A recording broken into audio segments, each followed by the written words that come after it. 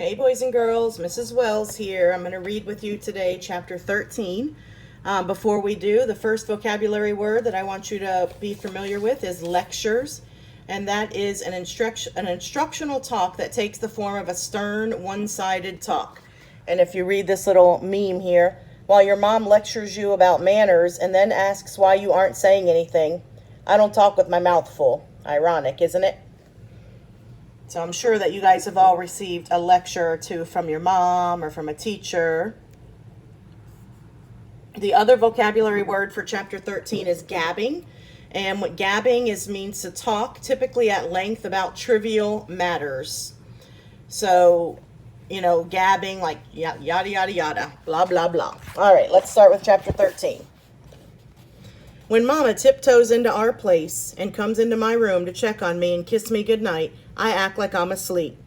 I don't need no more lectures, especially at midnight. I know she's mad at me for not calling to tell her I was home as soon as I got in tonight, but that don't keep her from kneeling down by my bed and praying for me, like she does every night. When Mama's back in the kitchen, I kick off the covers and reach for the sucker I started yesterday.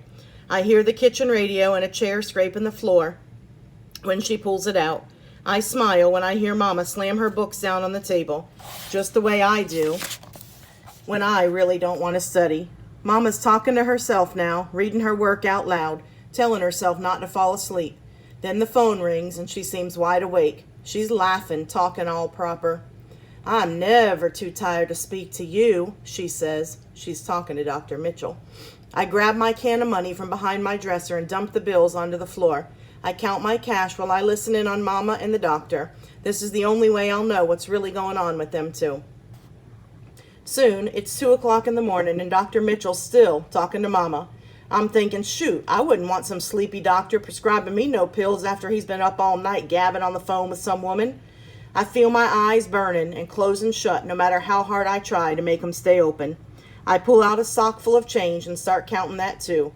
At 3 o'clock, when I take myself to bed, I can still hear Mama laughing.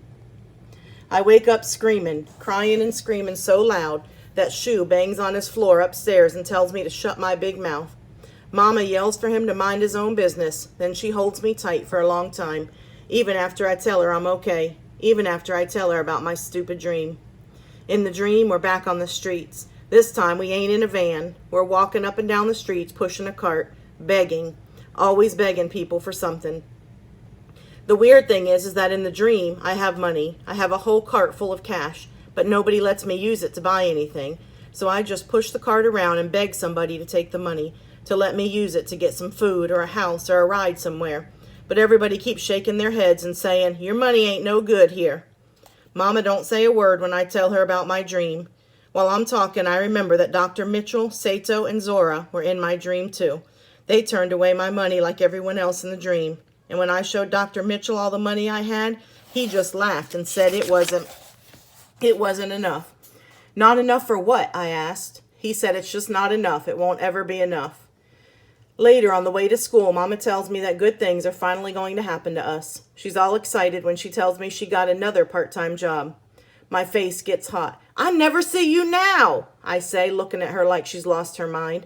I remind her that she's taken 2 classes at the university, that when she ain't in school, she's writing papers and trying to figure out math problems or working or getting ready to go to work.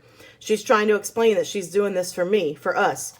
We don't see each other now, I say. We do everything together in this stupid, broke-down car, I say, slapping the taped-up rearview mirror. We go over my homework in the car, make up grocery lists in the car, write notes to teachers in the car. We might as well be sleeping in here, too, like we did in the van, I snap.